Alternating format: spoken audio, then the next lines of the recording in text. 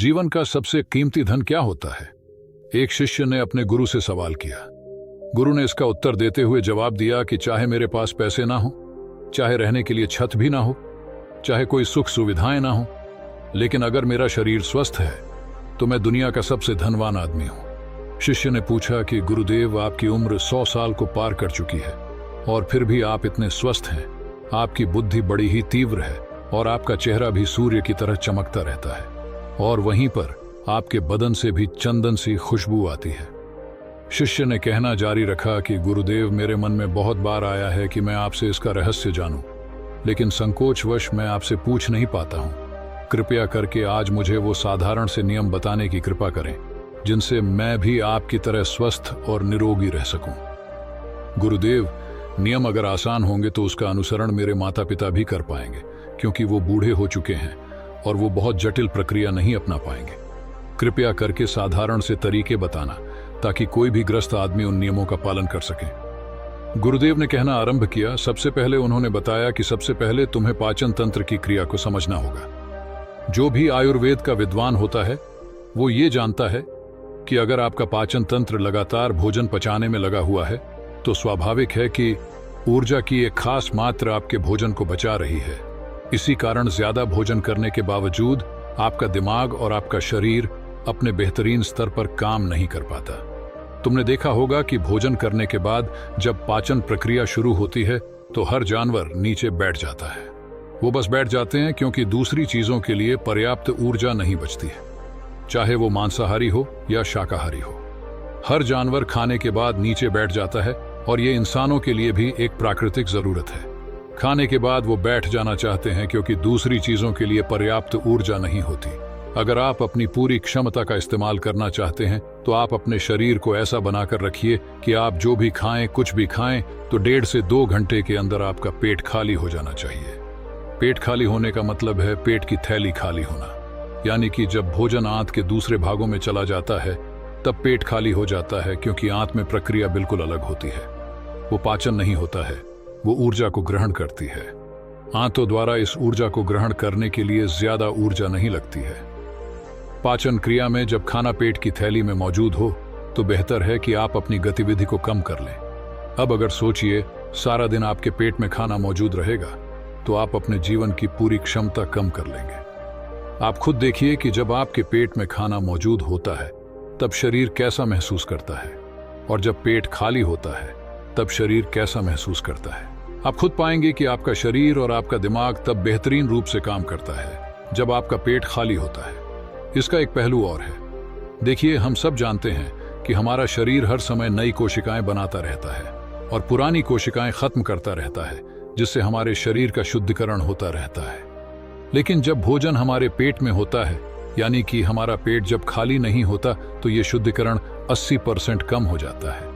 वो सारी गंदगी जो शरीर से अपने आप बाहर निकलती थी, अब वो निकलनी बंद हो जाएगी, जो कुछ समय बाद आपके लिए तरह तरह की समस्याएं पैदा करेंगी।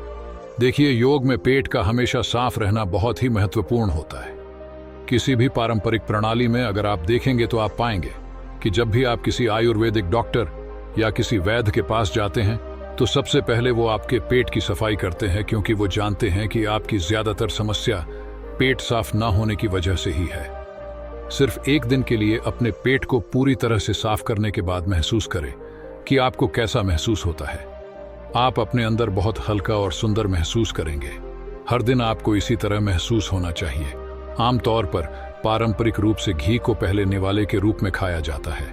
घी एक चिकनाई वाला पदार्थ है जो पूरी आहार नली को चिकनाई देता है। आपको सबसे पहले इसे ही खाना चाहिए ताकि यह भोजन के प्रवाह को आसान बना दे। जब आप बहुत मसालेदार भोजन खाते हैं तो उसे खाने से पहले आपके भोजन मार्ग पर घी की परत चढ़ाना बहुत अच्छा होता है। घी का महत्व तो ये है कि ये आहार नली को साफ रखता है, तो जो व्यक्ति घी का उचित तरीके से सेवन करता है उसका पेट हमेशा साफ रहेगा, क्योंकि वहां कुछ नहीं चिपकता, वहां कुछ भी लंबे समय तक ठहर ही नहीं सकता। पेट का कैंसर, आंत का कैंसर, आजकल ये बहुत ज्यादा हो रहा है, तो अगर आप एक निश्चित मात्रा में घी का सेवन करते हैं तो ये घटना बहुत कम हो जाती है। लेकिन उसके लिए घी सही गुणवत्ता का होना चाहिए, सही तरीके से गाय या भैंस के दूध से बनाया जाए। अगर घी को उचित तरीके से गाय या भैंस के दूध से बनाया जाए तो इसके कई महत्वपूर्ण फायदे होते हैं। शिष्य ने सवाल पूछा कि गुरुदेव, पाचन क्रिया तो मैं कुछ कुछ समझ गया हूं, लेकिन आप ये बताएं कि आपकी तरह सूर्य जैसा तेज पाने के लिए, चमकता हुआ चेहरा प्राप्त करने के लिए क्या प्रक्रिया अपनानी चाहिए। गुरु ने इसका उत्तर देते हुए कहना शुरू किया कि देखिए, आज के समय में बहुत सारे लोग सुबह उठते ही खाली पेट चाय पीते हैं। चमकता हुआ तेजस्वी मुख पाने के लिए हमें कुछ प्रक्रिया नहीं अपनानी, हमें बस अपनी दिनचर्या सही करनी है, अपना खान पान सुधारना है। सुबह खाली पेट चाय पीना जहर के समान होता है।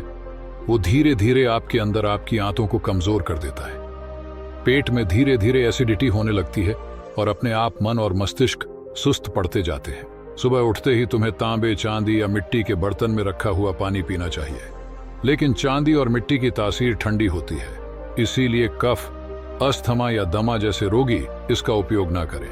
रात में आपने चांदी, तांबे या मिट्टी के बर्तन में पानी रख दिया और सुबह खाली पेट बिना दांतुन किए हुए उसे पी लिया।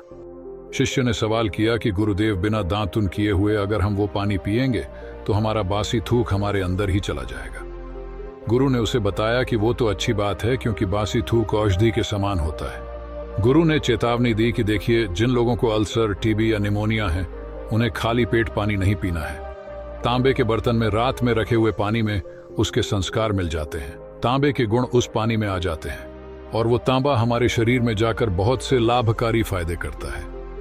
गुरु ने चेतावनी दी कि अगर मजबूरी ना हो तो प्लास्टिक की बोतल में कभी पानी मत पीना, क्योंकि प्लास्टिक की एक ऐसी संरचना होती है, जब वो गर्म तापमान पर आता है तो प्लास्टिक धीरे धीरे पिघलना शुरू हो जाता है, और जब वो बहुत बारीक स्तर पर पिघलता है तो उसके कण उस पानी में मिल जाते हैं, जो हमारे शरीर में जाकर कैंसर का कारण बन सकते हैं। देखिए, ये पानी पीने के बाद, अपना पेट अच्छे से खाली करने के बाद, आप आंवला और सब्जियों का रस पी सकते हैं। आंवला पीने में कुछ लोगों को थोड़ा कड़वा लग सकता है, लेकिन जहां पर शरीर को इतने सारे फायदे हो रहे हो, वहां पर थोड़ा कड़वापन तो बर्दाश्त किया जा सकता है। गुरु ने बताया कि ये भी सच्चाई है कि हर दिन एक जैसा खाना नहीं खाया जा सकता। तो जिस दिन तुम आंवला और सब्जियों का जूस ना पी सको, उस दिन आपको दही खाना चाहिए। दही बहुत ही बेहतरीन आयुर्वेदिक औषधि के रूप में इस्तेमाल हो सकता है। अगर उसको सही से इस्तेमाल किया जाए तो हमारे शरीर में बहुत सारी बीमारियों को वो जड़ से खत्म कर सकता है। दही की एक पर्याप्त मात्रा लेकर उसमें गुड़, शक्कर या मिश्री का मिश्रण जरूर कर लें, ताकि आपको वो दही खट्टा ना लगे। अगर दही में गुड़ मिलाते हैं तो गुड़ बहुत ज्यादा नया नहीं होना चाहिए। गुड़ जितना ज्यादा पुराना होगा उतना ही लाभकारी होगा, और दही को थोड़ा पतला कर ले। पतला होने के बाद वो आसानी से हमारे शरीर में जा सकता है और उसको पचने में भी ज्यादा ऊर्जा शरीर को नहीं लगानी पड़ती। आयुर्वेद के गणित के हिसाब से अगर आप सुबह इन प्रक्रियाओं का पालन करते हैं तो आपके चेहरे का तेज बढ़ने लगेगा, उस पर चमक आने लगेगी। जल्द ही लोग आपसे बोलना शुरू कर देंगे कि भाई, आपकी उम्र इतनी ज्यादा हो गई लेकिन आप लगते नहीं हो इतनी उम्र के। सन्यासियों और मुनियों जैसा तेज पाने के लिए ध्यान और आयुर्वेद के नियम के हिसाब से खान पान, ये दो चीजें सबसे ज्यादा जरूरी होती हैं। अगर ग्रस्त आदमी भी इन नियमों का पालन करता है तो वो भी सन्यासियों जैसा तेजस्वी हो सकता है। शिष्य ने आखिरी प्रश्न किया कि गुरुदेव, मुझे यह दो नियम तो अच्छे से समझ में आ गए हैं। पहला नियम, अपने पेट को खाली रखेंगे तो हर बीमारी से मुक्त रहेंगे। दूसरा नियम कि हम अपने चेहरे पर ओज और तेज कैसे प्रकट कर सकते हैं। बस एक आखिरी समस्या का समाधान और करवाना है। मैं आपसे पूछना चाहता हूं कि जैसे जैसे आदमी की उम्र बढ़ती है तो उसके आंखों की ओर उसके दिमाग की क्षमता कम होती जाती है, तो उस क्षमता को बरकरार बनाए रखने के लिए किन नियमों का पालन करें, या फिर क्या खान पान अपने दैनिक जीवन में अपनाएं? गुरु ने खुद की तरफ इशारा करते हुए कहा कि जैसे जैसे उम्र बढ़ेगी वैसे वैसे बुद्धिमान होते जाओगे। बस मैं जो नियम बता रहा हूं उनको ध्यान से सुन लो तो सारी समस्याएं हल हो जाएंगी। सबसे पहले सफेद कद्दू के औषधीय गुणों के बारे में जानो। आयुर्वेद के गणित के हिसाब से सफेद कद्दू का जूस कैंसर को मिटाता है और साथ ही दिमाग की तीक्ष्णता को बढ़ाता है। तीक्ष्णता यानी कि तेज, बारीक बुद्धि। लेकिन ये समझ लेना कि सफेद कद्दू का जूस ठंडा होता है, इसीलिए अस्थमा और जिनको सर्दी जल्दी पकड़ लेती हो, ऐसे लोगों को सफेद कद्दू के जूस का सेवन नहीं करना है। दिमाग और आंखों को तेज करने के लिए जो अगला नुस्खा मैं बता रहा हूं वह हर कोई कर सकता है। बल्कि हर किसी को करना चाहिए। 5 देसी बादाम की गिरी, जो छोटी वाली होती है क्योंकि वही देसी होती है। बड़ी वाली में इतने गुण नहीं होते हैं, इतना छोटी वाली गिरी में होते हैं। 5 छोटी बादाम गिरी और 1 अखरोट रात को पानी में भिगो दो। सुबह उनके छिलके उतारो और उन्हें किसी पत्थर के खरल में, याद रखना पत्थर का खरल, किसी ऐसे वैसे बर्तन में नहीं, क्योंकि इससे उसकी गुणवत्ता खत्म हो जाती है। उस पत्थर में ये डालने के बाद उसे मथना शुरू करो। धीरे धीरे जब आप उसे पिसेंगे तो वो बारीक होने लगेगा और उसके बाद उसमें दूध डालना शुरू करो ऊपर से। दूध गाय का होना चाहिए, वो सबसे ज्यादा बेहतरीन रहेगा दिमाग के लिए। इस्तेमाल करने को भैंस या बकरी का भी कर सकते हैं, लेकिन गाय का दूध सबसे ज्यादा महत्वपूर्ण हो जाता है। जब दिमागी समस्याओं के बारे में बात आती है तो अब उस बादाम और अखरोट को दूध के साथ पीसना शुरू करो। धीरे धीरे जितना आप पीसेंगे उतनी उसकी गुणवत्ता बढ़ती जाएगी। अब कुछ लोगों को लग रहा होगा कि दूध के साथ हम बादाम यूं ही खा ले तो, या फिर पत्थर के खरल में पीसने की बजाय उसे मिक्सी में पीस लें। तो मैं बताता चलूं कि पत्थर के खरल में उसे पीसने के बाद उसकी गुणवत्ता 100 गुना ज्यादा बढ़ जाती है। अच्छे से गाय के दूध में पीसने के बाद जब आप इसका सेवन करेंगे तो आपकी आंखें और आपका दिमाग, इनके लिए ये बहुत ही लाभकारी रहेगा। जिन लोगों को भूलने की समस्याएं होती हैं, जो छोटी छोटी चीजें रखकर भूल जाते हैं, जो लोग दिमागी रूप से परेशान रहते हैं, तनाव बना रहता है, चीजों के बारे में ज्यादा सोचते रहते हैं, ऐसे लोगों के लिए ये एक ठंडाई का काम करेगा। उनके दिमाग में एक ठंडक पहुंचाएगा जिससे उनका दिमाग अपने बेहतरीन स्तर पर काम कर पाएगा। शिष्य ने ये नियम अच्छे से कंठस्थ कर लिए और उसके बाद घर जाने के लिए अपने गुरु से आज्ञा मांगी। शिष्य अपने गुरु से आशीर्वाद लेकर अपने घर की तरफ प्रस्थान कर गया। तो दोस्तों, कैसी लगी आज की कहानी? हमें कमेंट बॉक्स में कमेंट करके जरूर बताएं। अगर वीडियो अच्छी लगी हो तो इस वीडियो को और लोगों के साथ शेयर करें। तो दोस्तों, फिर मिलेंगे अगले किसी वीडियो में। तब तक के लिए आप अपना ख्याल रखना और हमेशा मुस्कुराते रहना। धन्यवाद।